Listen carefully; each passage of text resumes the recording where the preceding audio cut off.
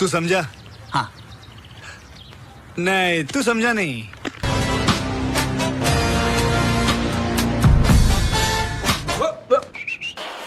Hey, I've seen this one. This is a classic.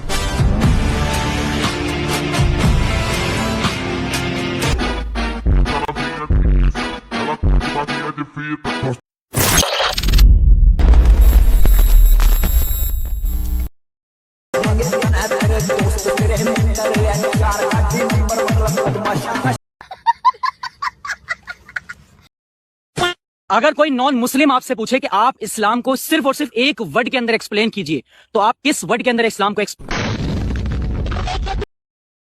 Pakistan ने चूड़ियां नहीं पहनी है, अरे भाई पहना देंगे। अब उनको आटा भी चाहिए, उनके पास बिजली भी नहीं है। अबे हमें मालूम नहीं है कि उनके पास चूड़ियां भी नहीं है। ये है कमल गौतम, जो कि एक दलित हिंदू हैं। इन्होंने हिमाचल प्रदेश के शिमला स्थित संजौली की अवैध मस्जिद के खिलाफ 2 आरटीआई दायर की थी और उनके इस प्रयास के बाद हिमाचल प्रदेश सरकार द्वारा आखिरकार ये स्वीकार किया गया कि वह मस्जिद अवैध है। लेकिन ये क्या, इस प्रमाण सहित साबित किए गए सच से कांग्रेस इतनी आहत हो गई कि उसने कमल गौतम पर प्रहार करना शुरू कर दिया। कांग्रेस ने न केवल उन्हें उनकी सरकारी नौकरी से सस्पेंड किया, बल्कि उन्हें गिरफ्तार भी कर लिया।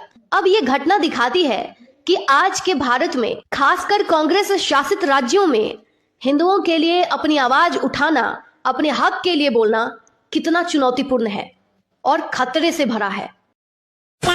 रामनवमी की शोभा यात्रा निकालो तो पथराव हो जाता है, गणेश विसर्जन करने जाओ तो पथराव हो जाता है, सरस्वती पूजा करने जाओ तो पथराव हो जाता है, या फिर दुर्गा पंडाल में जाओ तो वहां पथराव हो जाता है, या फिर कुछ भी कर लो, पथराव होना इज कांस्टेंट। अब कर्नाटका के अंदर ही देख लो ना, गणेश जी के विसर्जन करने के लिए निकले तो फिर से पथराव हो गया। और सबसे बड़ी निंदा की बात तो ये है कि इस चित्र को देखने के बाद हृदय पूरी तरह से छिन्न विच्छिन्न तरह होकर फट के रह गया है, क्योंकि गणेश जी की प्रतिमा को ले जाकर पुलिस वालों ने पुलिस वैन के अंदर ले जाकर बंद कर दिया। भले ही उसका इरादा क्या था, क्यों था, मुझे कुछ लेना देना नहीं है, लेकिन ऐसा अपमान अगर किसी अन्य लोगों का किया जाता तो क्या इतनी चुप्पी बनाई रखी जाती? क्योंकि ये वही कर्नाटका की भूमि है जहां पर टिप्या को सराखों पर बिठाया जाता है, औरंगजेब को उधर का बादशाह कहा जाता है। और वही पुलिस वाले जब घोड़ी के ऊपर बैठकर हाथों के अंदर टिप्या सुल्तान का फोटो लेते हैं और ऐसे लहराते हैं, तब थोड़ा सा तो कहने का मन करता है, शर्म बची है या बेच खाए हो।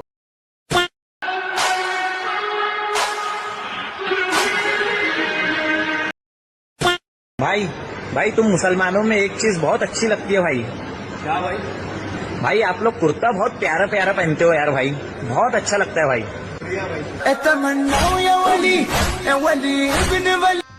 गजब बेइज्जती है।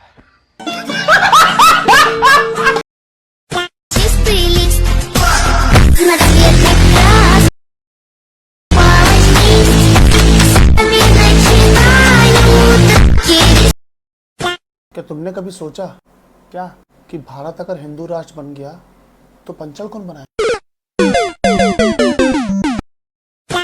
दोस्तों, एक लड़का जिसे अपने पिता का प्यार नहीं मिलता और वो जर्मनी चला जाता है, सिखाती है पिता का एक्सेंट। कई स्टडीज कहाँ की, पहली है चाइना की, दूसरी है यूएसए की, बात हो रही है भारत की। बच्चे का सेल्फ कॉन्फिडेंस कम कर देता है। तो वहाँ के लोग हुए तो हम क्या करें? अबे हर जगह की सोच अलग होती है, हर जगह की समझ अलग होती है। कहीं से भी एक पेज उठा चिपका दो, कहाँ का है भाई, जरा सा देखें ध्यान से। तो tested on a sample of 325 Chinese, China का डेटा अब हम माने, जहाँ का डेटा कौन कंट्रोल करता है सबको पता है। और दूसरा वाला कहाँ का है, बीजिंग, सैंपल साइज ऑफ 235। यही करते हैं वो, चाहे तुम्हारा इनका न्यूज क्लिक और पता नहीं कौन कौन से न्यूज चैनल है, ये सबका यही काम है। तुम बोलो वो लिख देंगे और उसका सहारा लेकर ये साइकिल चलता रहेगा कि देखो हमने तो सबूत दिया था, और वो बोलेगा देखो हमारे सबूत को इसने यूज किया था, और वो फिर ऐसे ही साइकिल चलाता रहेगा। अभी कितना सेकंड हुआ है, 22 सेकंड में तो इतने गरिया चुका हूँ, और इतने पे तो ये स्ट्राइक मार देगा। इतना ही नहीं, कई रिसर्च पेपर्स तो ये भी दिखाते हैं। ये कहाँ का है, मेल जुवेनाइल ऑफेंडर्स में किया है, यूएस में। यूएस के सर्च करो और वो भी पूरी पॉपुलेशन को 0.00001%। अब बोल दो बड़ा नोबेल प्राइज वाला रिसर्च घंटा, कौन था नोबेल? डायनामाइट बनाया था, तबाह किया कितने सारे देशों को डायनामाइट के बल पे, और फिर वो पाप मिटाने के लिए फिलैंथ्रोपिस्ट बनेंगे, नोबेल प्राइज दे देंगे। कहीं की लाठी कहीं का रोड़ा, भानुमति का पिटारा जोड़ा।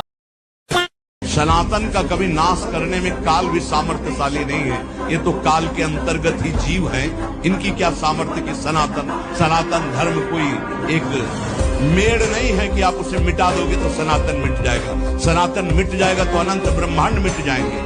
सनातन ब्रह्म का नाम है, भगवान का नाम है। ये वायु सनातन है, ये अग्नि सनातन है, जल सनातन, ये भूमि सनातन। सनातन को मिटा दे ऐसा कोई पैदा ही नहीं हुआ।